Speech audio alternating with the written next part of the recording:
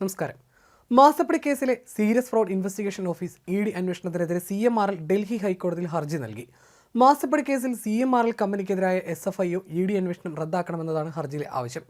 മാസപ്പടി ഇടപാട് ആദായനികുതി ഇൻട്രീം സെറ്റിൽമെന്റ് ബോർഡ് തീർപ്പാക്കിയതാണെന്നും ഇനി മറ്റന്വേഷണത്തിന്റെ ആവശ്യമില്ലെന്നുമാണ് CMRL ഹർജിയിൽ വ്യക്തമാക്കിയിരിക്കുന്നത്. ആദായനികുതി വകുപ്പ് പിടിച്ചെടുത്ത രേഖകളോ മൊഴിയുടെ വിവരങ്ങളോ മറ്റ് അന്വേഷണ ഏജൻസികൾക്ക് കൈമാറരുതെന്നും ഹർജിയിൽ ആവശ്യപ്പെട്ടിട്ടുണ്ട്. അങ്ങനെ കൈമാറിയിട്ടുണ്ടെങ്കിൽ അത് ഉപയോഗിക്കാൻ അനുവദിക്കരുത്. കോർപ്പറേറ്റ് കാര്യ മന്ത്രാലയത്തിന്റെ അന്വേഷണവും ഇ ഡി അന്വേഷണവും റദ്ദാക്കി കോടതി ഉത്തരവിടണമെന്നും ഹർജി അടിയന്തരമായി പരിഗണിക്കണമെന്നും CMRL ആവശ്യപ്പെട്ടിരിക്കുകയാണ്. ഇന്നലെയാണ് CMRL ഡൽഹി ഹൈക്കോടതിയിൽ ഹർജി നൽകിയത്. കളങ്കിതവും നിയമവിരുദ്ധവുമായ തെളിവുകളുടെ അടിസ്ഥാനത്തിലാണ് മാസപ്പടി കേസിലെ ഇ ഡി SFIO അന്വേഷണമെന്ന് CMRL ആരോപിച്ചു. IT സെറ്റിൽമെന്റ് കമ്മീഷന്റെ ഉത്തരവ് പൊതുരേഖയല്ല. IT ആക്ടിന്റെ 245G വകുപ്പ് പ്രകാരം ഈ രേഖകൾ ആരെങ്കിലും പരിശോധിക്കണമെങ്കിൽ IT സെറ്റിൽമെന്റ് കമ്മീഷന്റെ അനുമതി ആവശ്യമാണ്. എന്നാൽ ചട്ടവിരുദ്ധമായി സെറ്റിൽമെന്റ് ബോർഡിന്റെ ഉത്തരവിന്റെ പകർപ്പ് ഷോൺ ജോർജിന് ലഭിച്ചു. ഇത് IT ആക്ടിന്റെ ലംഘനമാണെന്ന് CMRL ഡൽഹി ഹൈക്കോടതിയിൽ ഫയൽ ചെയ്ത ഹർജിയിൽ ചൂണ്ടിക്കാട്ടിയിട്ടുണ്ട്. മാസപ്പടി ഇടപാട് ആദായനികുതി ഇൻട്രീം സെറ്റിൽമെന്റ് ബോർഡ് തീർപ്പാക്കിയതാണെന്നും ഇനി മറ്റന്വേഷണത്തിന് ആവശ്യമില്ലെന്നുമാണ് CMRL ഹർജിയിൽ വ്യക്തമാക്കിയിരിക്കുന്നത്.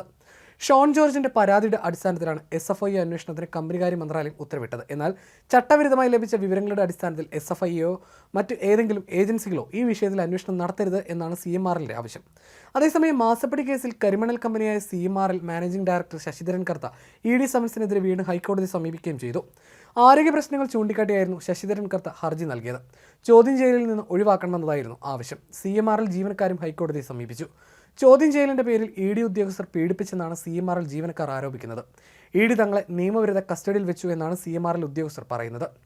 വനിതാ ജീവനക്കാരെ 24 മണിക്കൂർ നിയമവിരുദ്ധമായി കസ്റ്റഡിയിൽ വെച്ചു. ഇമെയിൽ ID, പാസ്വേഡ് എന്നിവ നൽകാനും രഹസ്യ സ്വഭാവമുള്ള രേഖകൾ നൽകാനും ED ഉദ്യോഗസ്ഥർ നിർബന്ധിച്ചു.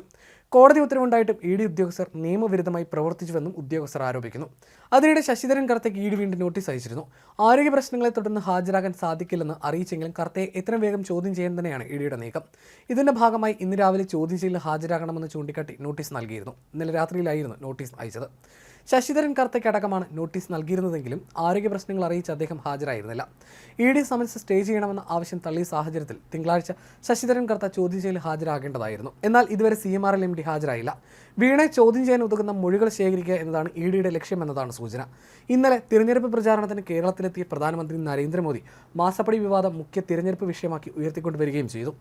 ഏപ്രിൽ 26-ന് കേരളത്തിൽ നടക്കുന്ന രണ്ടാം ഘട്ട തിരഞ്ഞെടുപ്പിന് മുമ്പ് വിഷയം വലിയ വിവാദമാക്കാനാണ് BJPയുടെ ഇപ്പോഴത്തെ നീക്കം. വോട്ടെടുപ്പിലേക്ക് കേരളം നീങ്ങുമ്പോൾ മുഖ്യമന്ത്രിയുടെ മകളെ വിളിച്ചു വരുത്താമെന്നും EDക്ക് കണക്കൂട്ടലുണ്ടെന്നാണ് സൂചന. കേരളത്തിലെ പ്രതിപക്ഷ കക്ഷിയായ UDFും മുഖ്യമന്ത്രിയുടെ മകളുടെ പങ്ക് ചൂണ്ടിക്കാട്ടി രംഗത്ത് വന്നിരുന്നു. എന്നാൽ വിഷയത്തിൽ പ്രതികരിച്ച് തിരഞ്ഞെടുപ്പ് സമയത്ത് വിഷയം ചർച്ചയാക്കേണ്ടെന്ന നിലപാടാണ് സംസ്ഥാന സർക്കാരിനും CPMനുമുള്ളത്.